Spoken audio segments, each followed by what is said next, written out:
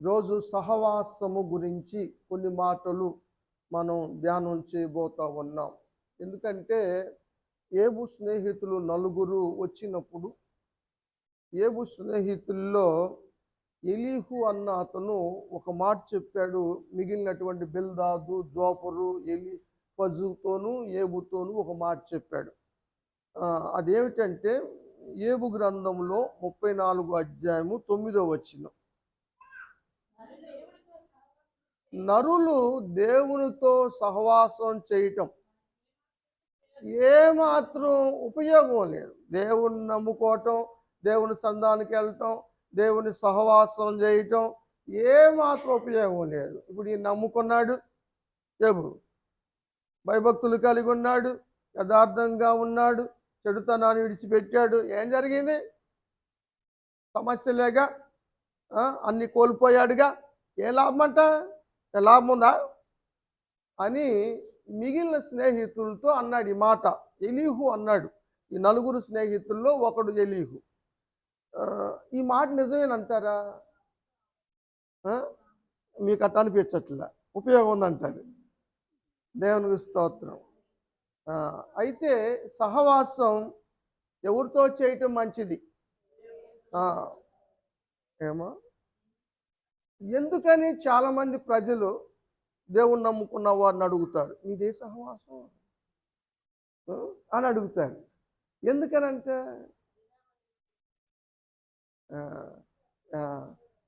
కాదు, ఆ సహవాసం యొక్క స్వభావం తెలిసిపోయింది అన్నమాట.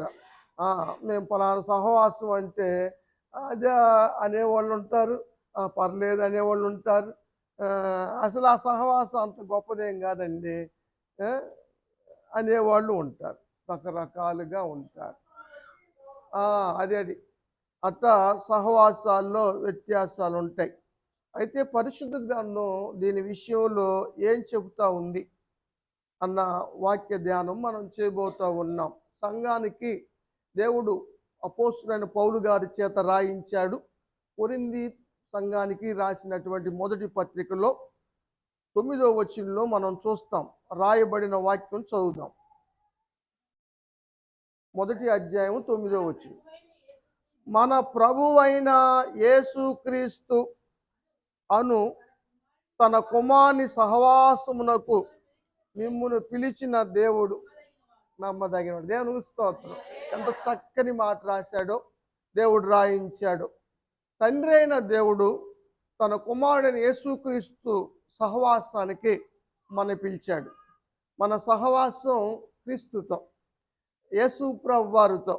పిలిచిన ఆయన చాలా నమ్మదగినవాడు. కాబట్టి నమ్మదగిన దేవునితో మన సహవాసం కొనసాగాలి. అపనమ్మకంతోనా, నమ్మకంతోనా? కాబట్టి ఆయన నమ్మదగిన వాడు కాబట్టి మనం నమ్మదగిన వారుగా ఉండాలి. ఆయన పరిశుద్ధుడు కాబట్టి మనం పరిశుద్ధుడిగా ఉండాలి. సహవాసం యొక్క ముఖ్య ఉద్దేశం ఏంటంటే ఆ సహవాసం యొక్క గుణ లక్షణాలు, ఆ క్రమం, ఆ విధానం వారు నేర్చుకుంటారు. అది మనం కూడా యేసు ప్రభు వారి గుణ లక్షణాలు మనం నేర్చుకోవాలని దేవుని యొక్క వాక్యంలో మనం చూస్తూ ఉన్నాం. అందుకని మనం పిలువబడిన స్థితిని బట్టి, మనకి దేవుడిచ్చిన ఆధిక్యతను బట్టి మనం అందరం కూడా సహవాసంలో సాగిపోవాలి. ఇది హెచ్చించుకునేది కాదు, గొప్పలు చేసుకునేది కాదు, కథనాలు చేసేది కాదు, అధికారం చెలాయించేది కాదు. 7వ అధ్యాయంలో ఒక మాట చెప్తాడు పౌలు గారు, 24వ వచనం.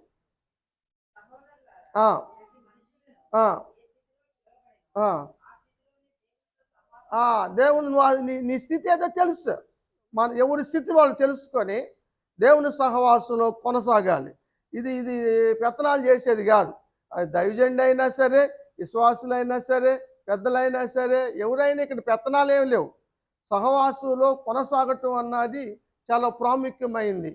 నీ స్థితి దేవుడికి తెలుసు, నా స్థితి దేవుడికి తెలుసు.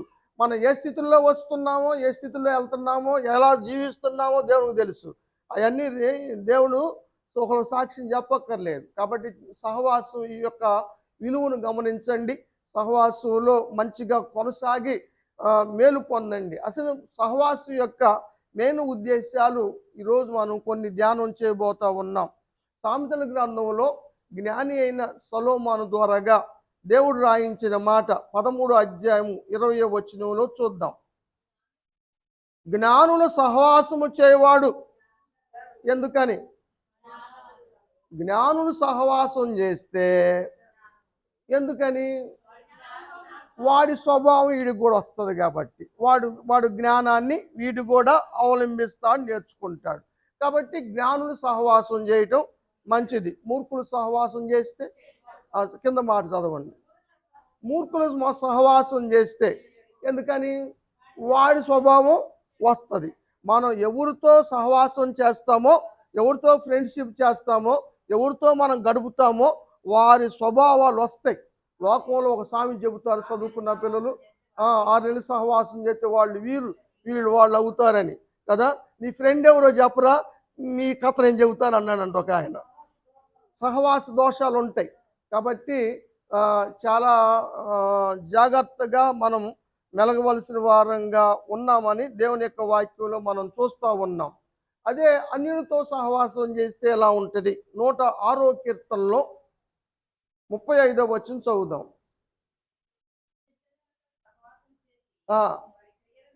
అది అన్ని జనులతో సహవాసం చేస్తే ఆటోమేటిక్గా వారి క్రియలే నేర్చుకుంటాం.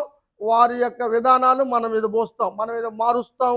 మేమేదో తోపులు అనుకుంటాం కానీ అది జరిగేదేం కాదు కదా. జ్ఞాని అయిన సొలొమోనే నేను నా భార్యను మార్చగలను అనుకున్నాడు, మార్చలేక బిల్లబీటుకు పడ్డాడు. ఆయనే హృదయం దేవుని నుంచి తొలగించుకున్నాడు. కాబట్టి మనం చాలా జాగ్రత్తగా సహవాసాన్ని నడిపించుకోవటం చాలా అవసరము. కాబట్టి దేవుని బిడ్డలతో సహవాసం మంచిది, ఎందుకంటే దైవ లక్షణాలు వస్తాయి. ఇది క్రమమైన జీవితం, క్రమం కలిగి ఉండటం అన్నది ఉంది అని దేవుని యొక్క వాక్యంలో మనం చూస్తూ ఉన్నాం. దేవునితో సహవాసం చేస్తే దేవుని గుణ లక్షణాలు మనకు వస్తాయి. ఉదాహరణకి ఆనోకు జీవితం గురించి పరిశుద్ధ గ్రంథం చెబుతూ ఉంది. ఆనోకు ఎవరితో సహవాసం చేశాడయ్యా అంటే దేవునితోనే సహవాసం చేశాడు. సహవాసం చేసిన వాళ్ళు ఆయనతోనే నడిచాడు, దేవునితో నడిచాడు, దేవునితో సహవాసం చేశాడు. వారు నడుచుకుంటూ వారు వెళ్తూ ఉన్నారు. కొనిపోబడక ముందు ఒక సాక్ష్యాన్ని పొందాడు ఆనోకు. 11వ అధ్యాయం హెబ్రీ పత్రికలో ఈ మాట ఉంటుంది, 5వ వచనం. ఆనోకు కొనిపోబడ్డాడు. కొనిపోబడక ముందు ఈ సాక్ష్యం ప్రతి ఒక్కళ్ళు పొందాలి. మన యొక్క మెయిన్ గోలు, మన ఉద్దేశం ఏమిటంటే మనమందరం కూడా దేవుని రాజ్యానికి కొనిపోబడాలి. మనమందరం ఎత్తబడి దేవుని రాజ్యంలో ఉండాలి. దేవుని రాజ్యమే మనకి ప్రాముఖ్యమైనటువంటి గమ్యం. మనం నమ్ముకుంది అందుకే కదా, మనం దేవునిలో కొనసాగుతుంది అందుకే. మన ఆత్మ దేవుని సన్నిధిలో ఉండాలి అంటే మనం దేవునికి ఇష్టలతో సహవాసం చేస్తావా, ఇష్టం లేని వాళ్ళతో కూడా సహవాసం చేస్తావు? నువ్వు నీకుందా అలవాటు? ఇష్టంతో కదా. ఎవరు సహవాసం చేసినా, ఎవరు సహవాసం చేయనా, ఎవరితో నడవాలంటే ఇష్టలుగా ఉండాలి. నచ్చిన వాళ్ళతో, ఇష్టమైన వాళ్ళతో సహవాసం చేస్తాం, లేకపోతే సహవాసం చేయటానికి ఇష్టపడం. ఆనోకు దేవునికి ఇష్టడుగా జీవించాడు కాబట్టి వాళ్ళిద్దరు నడుచుకుంటా వెళ్ళారు, సహవాసంలో కొనసాగుతూ ఉన్నారు, ఆఖరికి పరలోక రాజ్యానికి వెళ్ళాడు.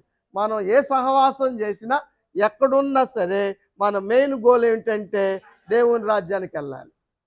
దానికోసం ఇక్కడ సహవాసంలో తర్ఫీదు పొందుతాం. ఇక్కడే క్రమం లేని జీవితం జీవిస్తే ఆ రాజ్యానికి మనం వెళ్ళలేమన్నది మాత్రం 100% నిజం. కాబట్టి మనం దేవునితో సహవాసం చేసేటప్పుడు చాలా జాగ్రత్తగా క్రమంగా జీవించటం అన్నది చాలా అవసరమని దేవుని యొక్క వాక్యం చెబుతూ ఉంది. నోవాహు జీవితాన్ని మనం చూస్తాం. నోవాహు కూడా దేవునితో సహవాసం చేశాడు, దేవునితో నడిచాడు, నిందారహితుడిగా జీవించాడు, దేవుని కృప పొందుకున్నాడు. కాబట్టి ఆ తరములో అందరూ పాపాత్ములుగా ఉంటే, దేశం మీదకి కీడు వస్తే, జలప్రలయం దేవుడు రప్పించి దేశాన్ని ప్రపంచాన్ని తుడిసివేసే సందర్భంలో నోవాహు కుటుంబాన్ని బట్టి దేవుడు నోవాహును కాపాడాడు. నోవాహు కుటుంబ సభ్యులు కదా రక్షించబడ్డారు. నోవాహు వాడు సిద్ధం చేసుకున్నాడు, ఆ, దేవుడు ఆ ఓడను అరరాతు పర్వతం మీదకి తీసుకెళ్ళి భద్రంగా ఉంచాడు. ఆ కుటుంబాన్ని దేవుడు రక్షించాడు, కాపాడాడు. ఏ ప్రాబ్లమ్స్ లేకుండా అవసరాలు తీర్చాడు. తర్వాత కుటుంబాన్ని జ్ఞాపకం చేసుకొని ఆ ఓడలో నుంచి బయటికి రప్పించాడు. బయటకు వచ్చిన తర్వాత బయటికి రావటానికి ఆయన మరి గాలి విసరజేశాడు. నీళ్లు తూములు తూములు కట్టివేశాడు. అగాధ జల ఓటలు కట్టేశాడు. గాలి విసరజేశాడు. నేల ఆరజేశాడు. అంత సిద్ధం చేసినాక వాళ్ళని బయటికి రప్పించాడు. ఇదంతా సహవాసాన్ని బట్టి. బయటకు వచ్చిన తర్వాత వారిని దీవించాడు. ఫలించి అభివృద్ధి పొంది విస్తరించండి అని. ఆదాము ద్వారా కలిగినటువంటి వారిలో మిగిలిన వాడు ఎవరంటే నోవహు మాత్రమే. తర్వాత నోవహు కుటుంబం ద్వారాగా వచ్చిన వారిలో అబ్రహాం గారు వచ్చారు. ఆ విషయాలు మనందరికీ తెలుసు. ఆ విషయాన్ని మనం చూద్దాం. దేవుడు ఏం కోరుతున్నాడంటే అబ్రహాముతో చెప్పిన మాట. అందుకే పిలిచింది. నిన్ను పిలిచినా నన్ను పిలిచినా దేవుడు పిలిచింది ఎందుకంటే సహవాసంలో కొనసాగటానికే కదా. తర్వాత మనం స్థిరపడ్డ తర్వాత సహవాసాలు మానుకొని వెళ్ళిపోవాలని చూస్తానే ఉన్నాం కదా. అజరయ్య గారు పిలిచాడు కాబట్టి అజరయ్య గారి సహవాసంలోకి వచ్చాం. చాలా మంది ప్రలోభ పెట్టారు, మేము అంత ఇస్తాం ఇంత ఇస్తాం, ఇన్ని అవసరాలు ఏర్పాటు చేస్తాం, మీరు రండి అని.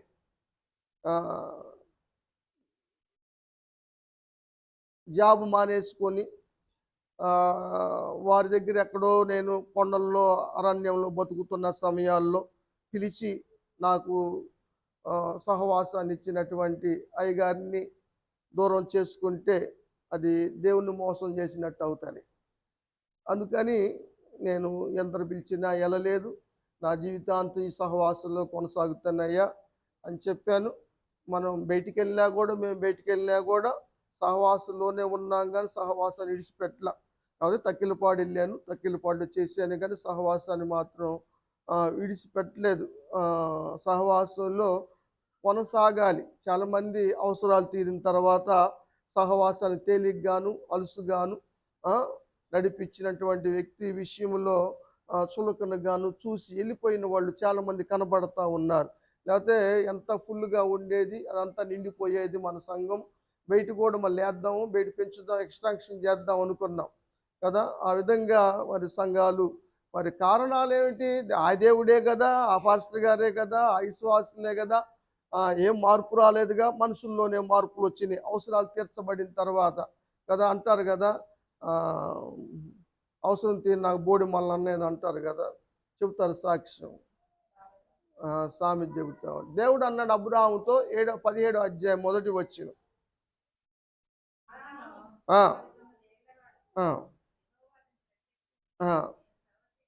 దేవుడు అబ్రహామును పిలుస్తున్నాడు. నేను సర్వశక్తి కలిగిన దేవుడిని, నా సన్నిధిలో నువ్వు నిందారహితంగా ఉండాలి. నిందించబడే జీవితంగా జీవించటం కాదు, ఎలా పడితే అలా జీవిస్తూ నిందలేయటం కాదు, నిందారహితంగా జీవించాలి. ఇది పరిశుద్ధమైనటువంటి విధానం. క్రైస్తవ జీవితంలో అందరూ ఎందుకు కొనసాగలేకపోతారంటే ఇది క్రమమైన జీవితం. ఇది తప్పులు చేసే జీవితం కాదు, తప్పులు మానుకునే విధానం. ఇది తప్పులు చేస్తూ దాంట్లో కొనసాగేటువంటి విధానం క్రైస్తవం లేదు. అలా కొనసాగినా కూడా వారు దేవుని రాజ్యానికి వెళ్ళరు, వారు నరకానికే వెళ్తారు. అందుకని మనం క్రమమైన జీవితం జీవించాలి. దేవుని రాజ్యానికి వెళ్ళాలన్నదే సహవాసం యొక్క విలువ. అందుకని నువ్వు నిందారహితుడిగా నడుస్తావా అని దేవుడు అడిగాడు. అడిగితే అబ్రహాము నిందారహితంగా దేవునితో నడిచాడా, నడవలేదా? దేవునితో నడిచాడు. కాబట్టి అబ్రహాము గురించి పరిశుద్ధ గ్రంథం ఏం చెప్పాడు? ఎవరితో సహవాసం చేయాలన్నా కూడా మొట్టమొదటిగా చేయాల్సింది దేని ద్వారా చేస్తాము? సహవాసం. ఈ సహవాసంలోకి మనం ఎలా వచ్చాం? ఎవరు నడిపించారు? ఎవరో నడిపించే వాళ్ళు ఉంటారు. ఎందుకు నడిపించారు వాళ్ళు మిమ్మల్ని? వారితో నీకున్నటువంటి సంబంధాన్ని బట్టి, సహవాసాన్ని బట్టి, ప్రేమను బట్టి. అబ్రహాము జీవితంలో దేవుడే ప్రత్యక్షమై అబ్రహామును పిలిచాడు. నా సన్నిధిలో ఉండు, నువ్వు నా సహవాసానికి రా, నాతో పాటు నిందారహితంగా నడువు అని అబ్రహాముతో చెప్పాడు దేవుడు. అబ్రహాముకి ఏం పేరు కలిగింది? అబ్రహాముని ఏమన్నారు? విశ్వాసులు తండ్రి అన్నారు. Very good. ఇంకేమన్నారు? ఏదో ఒకటి అన్నారండి, స్నేహితుడు అన్నారు. ఆ, సహవాసం అన్నది స్నేహంతోనే ప్రారంభించబడుతుంది. ఆ, ఆనోకు దేవునితో సహవాసం చేశాడే స్నేహం చేశాడు. కాబట్టి స్నేహం అన్నది చాలా ప్రాముఖ్యమైన విషయం. యెషయా ప్రవక్త రాస్తాడు 41వ అధ్యాయంలో 8వ వచనం.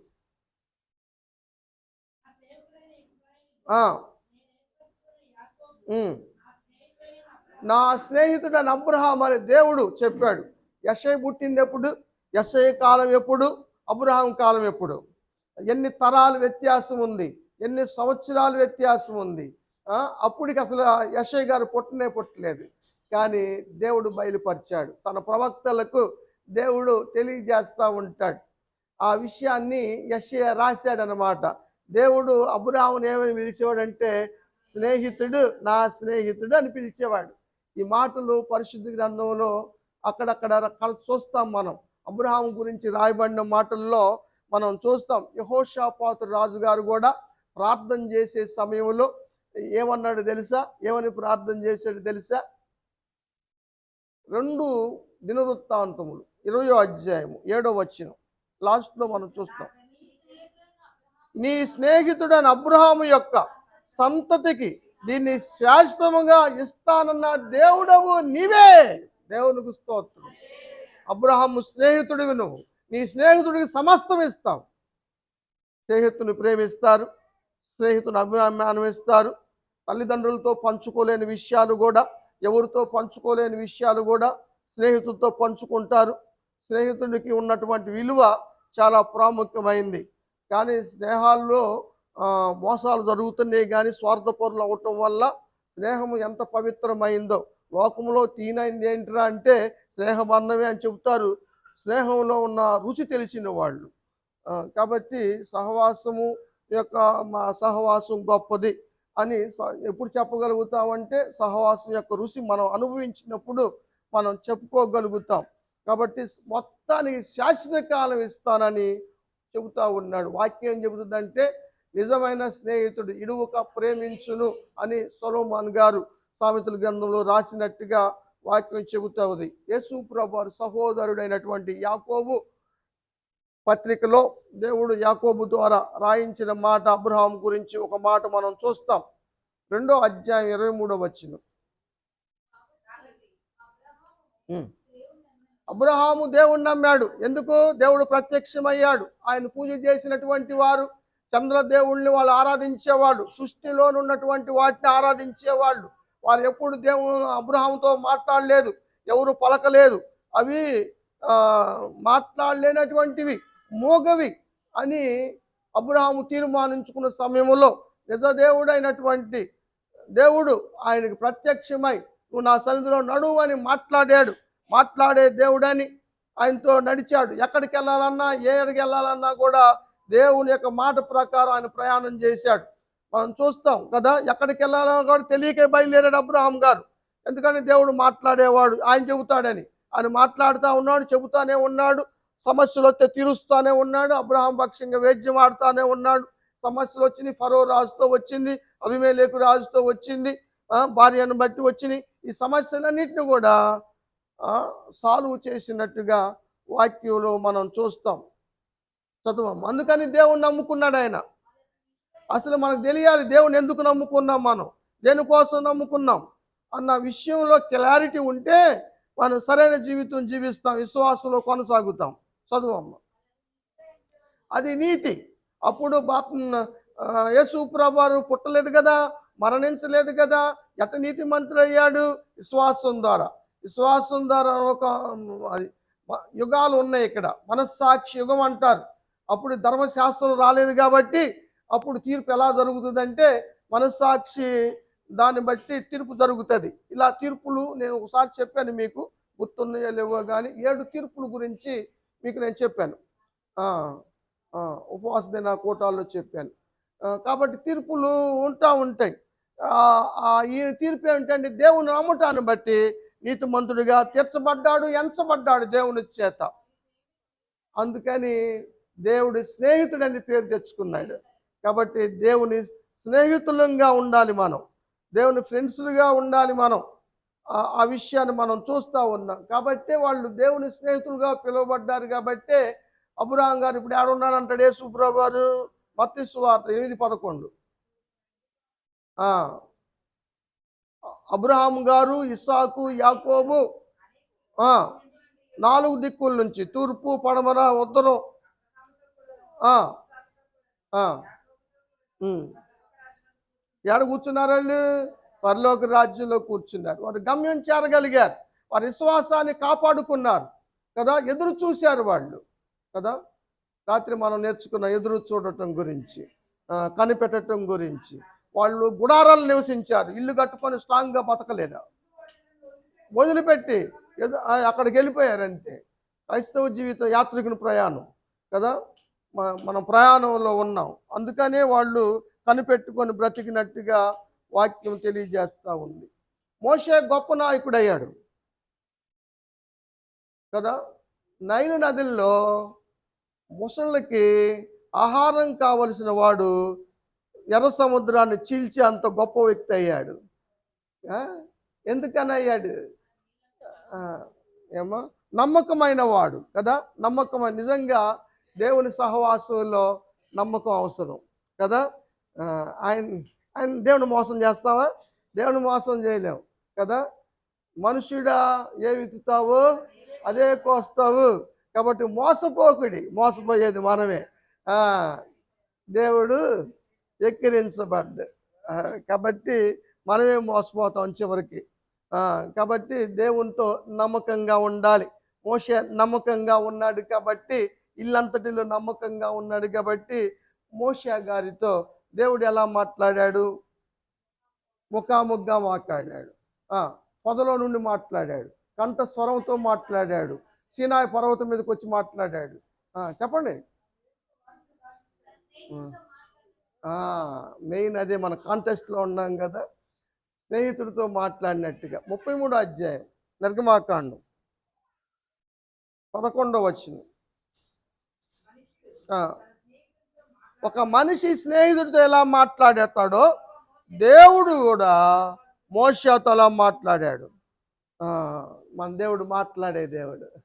దేవునికి స్తోత్రం కదా! స్నేహితునితో ఎలా మాట్లాడతాడో, మనసు ఇప్పి ఎలా చెప్పుకుంటారో మోషే గారు కూడా మోషే అన్ని తెగుళ్ళు రప్పించగలిగాడు, అన్ని తెగుళ్ళు ఆపగలిగాడంటే కారణము స్నేహితుని బట్టి. తన మా దేవుడు మరి స్నేహితుడు ఏం చేస్తాడు? స్నేహితుని మాట చొప్పున చేస్తాడు. కదా! స్నేహితుడు ఏది చెబితే అది చేస్తాడు. నమ్మకంతో అదే అన్నమాట. కాబట్టి దేవుడు మోషే చెప్పినట్టుగా చేసినట్టుగా వాక్యంలో మనం చూస్తూ ఉన్నాం. అది ఏది చెబితే అది చేశాడు. ఆఖరికి మోషే గారు యేసు ప్రభువుతో మాట్లాడటానికి రూపాంతరపు కొండ మీదకి వచ్చారు. మహిమలో కనపడ్డారు. యేసు ప్రభువారి గురించి, నిర్గమము గురించి, యేసు ప్రభువారు చేయబోయే శిలువ యాగము గురించి మాట్లాడాడు. నిర్గమకాండం రాసినటువంటి మోషే గారు యేసు ప్రభువారు నిర్గమము గురించి మాట్లాడటానికి వచ్చాడని లోకభక్తుడు రాస్తాడు. 9వ అధ్యాయం అనుకుంటాను. 30వ వచనం ఎక్కడ ఉంటుందిరా?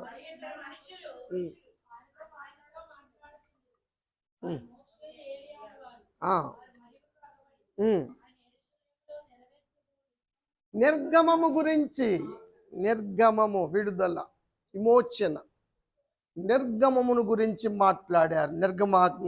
గంధకర్త నిజంగా మోషే, ఎందుకంటే మోషే దేవునితో చేశాడు.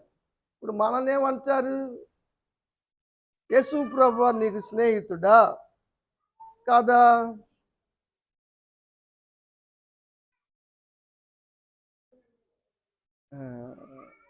సరే సరే, యేసు ప్రభువు చెప్పిన మాటలు చెబుదాం. 15వ అధ్యాయము యోహాను సువార్త 13వ వచనం. తన స్నేహితుల కొరకు ప్రాణం పెట్టే కన్నా స్నేహితుడు ప్రేమ గలవాడు ఉన్నాడా? మన స్నేహాన్ని, మన సహవాసాన్ని ఆశించినటువంటి యేసు ప్రభువారు స్నేహితులమైన మన కోసం తన ప్రాణాన్ని త్యాగం చేశాడు. ఎంత ప్రేమ గల స్నేహితుడు ప్రపంచంలో నువ్వు సంపాదించుకోగలవా? ఫ్రెండ్షిప్ డే అని ఆ, తగ్గట్టుకుంటారు బ్యాండ్స్. ఏసైని మించిన స్నేహితుడు ఉన్నాడు రా ప్రపంచంలో. ఆ, ఆ, నమ్మదగిన స్నేహితుడు ఉన్నాడా? ప్రేమించి అంతా స్వార్థమే లోకం అంతా. ఆశించి నీతో ప్రయోజనం లేదంటే మాట్లాడే పని కూడా లేదు నీతో. ప్రాణం పెట్టే స్నేహం యేసు ప్రభువారు చూపించారు. స్నేహితులు కూడా ఎందుకు ఉండాలి మనం? మా ఒకలా అంటాడు, మా నాన్న యేసయ్యే, మా అమ్మ యేసయ్యే, నా స్నేహితుడు యేసయ్యే, నా రక్షకుడు యేసయ్యే, అన్నీ యేసయ్యే. సృష్టి అంతా యేసయ్యదే, బంధుత్వం అంతా యేసయ్యే, రక్తం అంతా యేసయ్యదే. ఇన్ని పోస్టులు మరి. ప్రియుడు ఆయనే, వరుడు ఆయనే, సృష్టి భర్త అయిన ఆయనే, సృష్టించింది ఆయనే, తండ్రి ఆయనే కదా, అన్నీ ఆయనే. శిష్యులు అన్నాడు యేసు ప్రభువారు, ఎందుకు స్నేహం చెయ్యాలి? స్నేహితుడికి మామూలు వ్యక్తులకి ఉన్న వ్యత్యాసం ఏంటి? స్నేహం చేస్తే తప్పుతాలు చేస్తావు, దాచిపెట్టాలి. వందనాలు. నిజమేనా? వాస్తవం అది. నిజమైన స్నేహితుడు తప్పిదాలు దాస్తాడు, వెల్లడి చేయడు, చెప్పడు. ఒకవేళ జరిగిన తప్పిదాలు ఉన్నా కూడా చెప్పడు. అది నమ్మకత్వం. వెల్లడి చేసేవాడు స్నేహితుడు కాదు. చదువమ్మ ఇంక చెప్పండి. మన బాధలో తోడుగా ఉంటాడు. అందుకనే నీ దగ్గర బంధువు కన్నా కూడా స్నేహితుడు దగ్గర వాసి అంటాడు సొలొమోను. పొరుగువాడి కన్నా కూడా.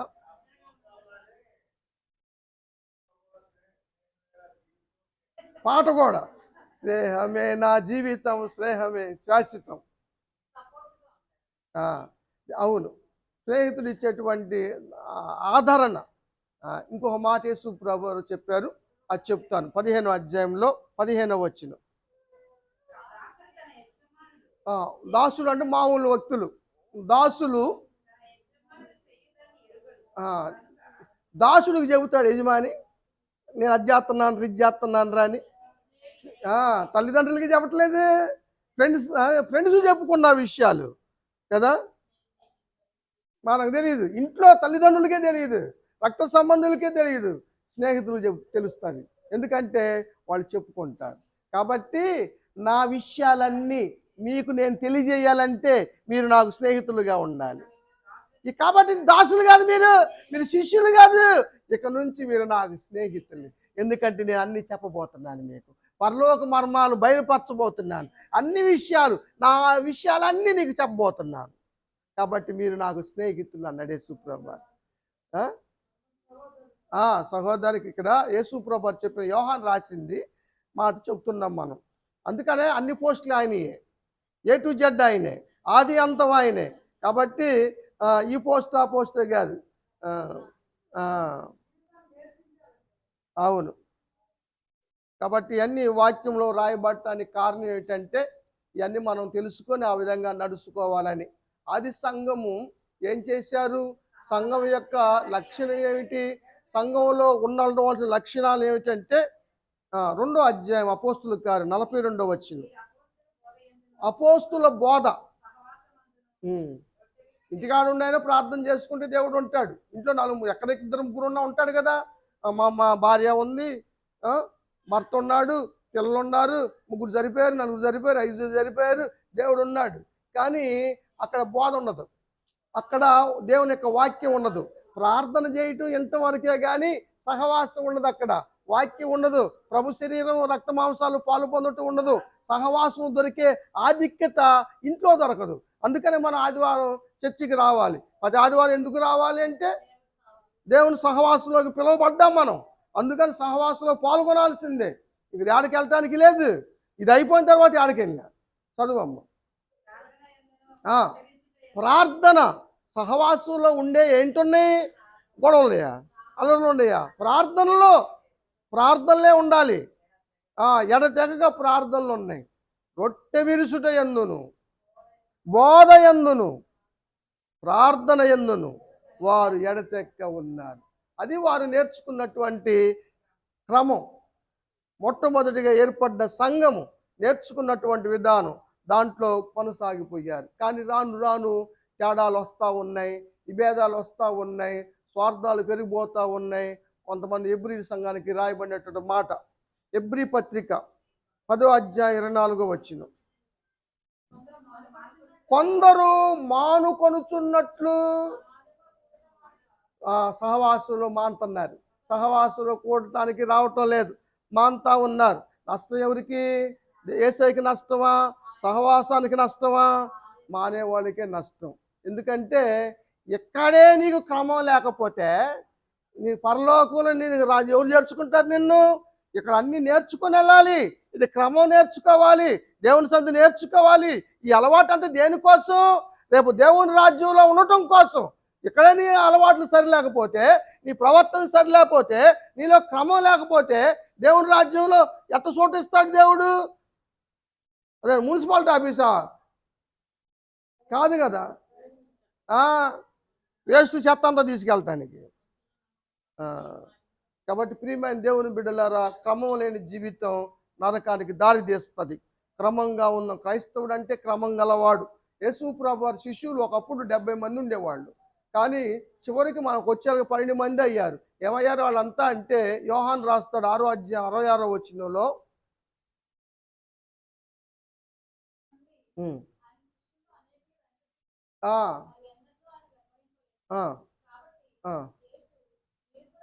ఈ 70 మందిలో దాదాపుగా 58 మంది వెనక తీశారు, 12 మందే మిగిలారు. యేసు ప్రభువు అన్నారు, వాళ్ళు వెళ్ళిపోయారు కదరా, మీరు కూడా వెళ్తారా? వెళ్ళండి, పర్లేదు, వెళ్తారా? వెళ్ళండి అంటే మనోడు ఉన్నాడుగా, కొంచెం తొందరగా మాట్లాడి దుడుకు ఆయన, మేమే ఆడికి వెళ్తామండి. ఎందుకంటే ఇక్కడ నిత్య జీవం కలిగిన మాటలు యేసయ్య దగ్గర ఉన్నాయి. ఇంకెక్కడ ఉన్నాయి? జీవం, నిత్య జీవం కలిగిన మాటలు ఎక్కడ దొరికినట్టుగా ఎక్కడ దొరకవు, మేమే ఆడికి వెళ్తాము అని వారు కొనసాగించబడ్డారు. వారు అపోస్తులు అయ్యారు, భూలోకాన్ని తలకిందులు చేసేవాళ్ళు అయ్యారు, యేసు ప్రభువు వారికి స్నేహితులు అయ్యారు, శిష్యులు, స్నేహితులు, సహోదరులు, అన్నీ సమస్తం అయ్యారు కదా. అంత సహవాసం చేశారు, ఆయన లక్షణాలు పొందుపుచ్చుకున్నారు వాళ్ళు. అందుకనే ఒక యోహాను తప్ప అందరూ హతసాక్షులుగా అయిన వాళ్ళే. యోహాను కూడా చేయాలని ప్రయత్నం చేశారు, సాల్సాగా నూనెలు వేశారు, అడి చేత ఇడి చేత తొక్కిచ్చారు, ఏనుగుల చేత తొక్కిచ్చారు, కానీ ఏం చేయలేక పద్మాస దీపంలో వేసాడు. నేను చూపించాడు పద్మాస దీపాన్ని, టీవీలో చూపించాడు. అది ఎట్టుందో, దాని చుట్టూ ఏ విధంగా ఉందో, ఆడ పెద్ద దేవాలయం కట్టి ఉంది, దాంట్లో ఒక గుడి, అంటే అది ఆ ప్రాంతం చుట్టూ నీళ్ళు ఉంటాయి కదా. అక్కడుండే ప్రకటన గ్రంథం రాశాడు యోహాను గారు. కాబట్టి సహవాసం యొక్క ప్రాముఖ్యతను, విలువను గమనించండి. సహవాసం మానేది కాదు, ఆపుకునేది కాదు. మన అవసరాల కోసం సహవాసాన్ని ఇచ్చేసుకోవద్దు. ఇప్పుడు ఎలీషా ఉన్నాడు, ఏలియాతో సహవాసం చేశాడు, అని కొనుక్కోబడక ముందు ఆయన కోరిక తీర్చుకున్నాడు, 2 ఆత్మ పొందుకున్నాడు. ఆయన 7 అద్భుతాలు చేస్తే ఈయన 14 అద్భుతాలు చేశారు. యేసు ప్రభువు వారు చెప్పాడు, నేను చేసిన కన్నా మీరు ఎక్కువ కార్యాలు చేస్తారని శిష్యులకి దీవించినట్టుగా వాక్యంలో చూస్తాం. ఎలీషాతో మాట చెప్పి ముగిస్తాను, టైం అయింది, ఇప్పటికి పోగంట ఎక్స్ట్రా చెప్పాను. రాజుల 2వ గ్రంథంలో ఒక ఆమె ఉంది, సునోమీరాలు. ఆమె ఎలీషా గారిని నమ్మింది, ఆయన భక్తి పరుగు గల దైవజనుడు అని నమ్మింది. అందుకని వారింటికి ఆహ్వానించేది, వచ్చినప్పుడల్లా భోజనం పెట్టేది. వాళ్ళ ఇంట్లో నివాసం చేయటానికి ఒక బల్ల, మంచము, దీపస్తంభము, అవన్నీ కూడా రెస్ట్ తీసుకుంటానికి ఎక్కడో సోమరోన్ నుంచి, ఆ కొండ ప్రాంతం నుంచి వస్తాడు ఎడికి సునేమ పట్టణానికి. ఎంతో ప్రయాసపడతాడు. ఆటోలు ఉండయా, లేదంటే ఏమన్నా స్కూటీలు ఉండయా? ఏమి లేవు కదా. కాలినడకని రావటం, ప్రయాసపడి రావటం. వచ్చినప్పుడు మరి ఎవరు చూస్తారు? దైవజనుడిని. గండురాలు కాబట్టి, కొంచెం ఆస్తిపరురాలు కాబట్టి, అయ్యా నువ్వు వచ్చినప్పుడు వాళ్ళ దగ్గరికి వెళ్ళొద్దు, వీళ్ళ దగ్గరికి వెళ్ళొద్దు, మా ఇంటికే రా, మా ఇంటి దగ్గరే భోజనం చేయి. 4వ అధ్యాయం మనం చూస్తాం, 8వ వచనం అనుకుంటుంది.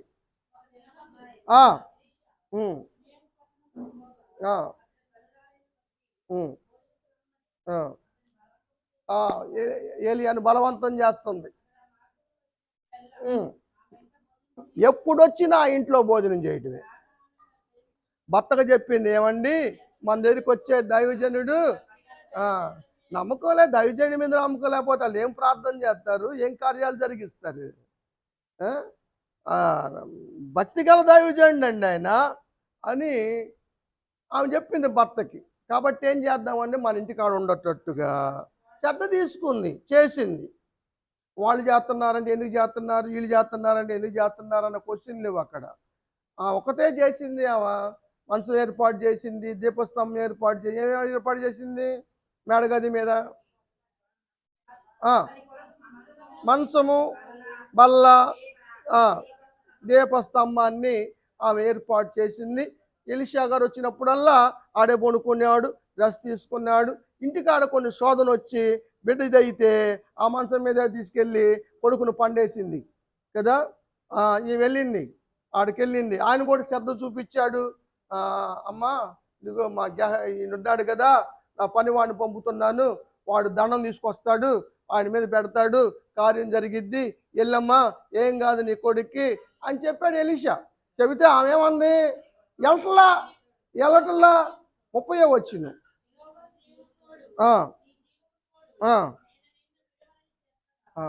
అయా 100 చెప్పయ్యా నువ్వు, నేను మాత్రం నీ విడిచిపెట్టను, నువ్వు రావాల్సిందే అని ఆమె పట్టుబడితే ఎలీషా గారు వెళ్ళి ఆ శవం మీద పండుకొని ఆమె కుమారుని బ్రతికిచ్చి ఆమె చేతులకు అప్పగించాడు. అంతేగాని ఏమయ్యా పుట్టప్పుడు వచ్చి మా ఇంటికాడ భోజనాలు చేస్తావు దిట్టంగా, వచ్చినప్పుడల్లా మా ఇంటికి వచ్చి భోజనాలు చేస్తావు, ఇప్పుడు ఎందుకు రావు అనే గొడవ పెట్టలా. ఇప్పుడు మనం ఆయన ఏం పెడితే తిన్నాడా, లేకపోతే కుండలో చేసుకొస్తున్నాడా? ఎవరైనా పెడితేనే కదా తినేది, పెట్టకపోతే తినరు, ఆహ్వానించకపోతే అదేం గొడవ పెట్టుకోవాలి. కాబట్టి ఆమె ఎంబటి వెళ్ళి ఆమె పని చేసి పెట్టాడు ఎలీషా గారు. ఈ సహవాసం చివరి మాట చెప్పి ముగిస్తాను. ఏబు గ్రంథం 22వ అధ్యాయం 21వ వచనం. దేవునితో సహవాసం చేస్తే నీకు సమాధానం కలుగుతుంది. మనసులో అశాంతి, అసమాధానం, నీకున్నటువంటి టెన్షన్లు, బాధలు, సమస్యలు, ఇబ్బందులు అన్నీ తొలగిస్తాయి. అంతేకాదు మేలు కలిగిద్ది. ఈ సహవాసుల్లో అందరికి సమాధానం కలుగును గాక, అందరికి మేలు జరుగును గాక. ఏబు గ్రంథంలో వచ్చిన ప్రశ్న దేవునితో సమాధానం చేయటం ఉపయోగం లేదని, కానీ ఆ ఏబు గ్రంథంలోనే మళ్ళీ సమాధానం చెబుతా ఉన్నాడు. సమాధానం ఉంది, మేలుంది, ఆయనతో సహవాసం చేయటం గొప్ప విషయం అని. దేవుడి మాటలు ఆశ్రయించును గాక. మనల్ని ప్రేమించి స్నేహితులుగా చూసి మన కోసం ప్రాణం పెట్టిన దేవుడిని ఆరాధిద్దాం, మహింపరుద్దాం. దేవుడి మాటలు దీవించును గాక.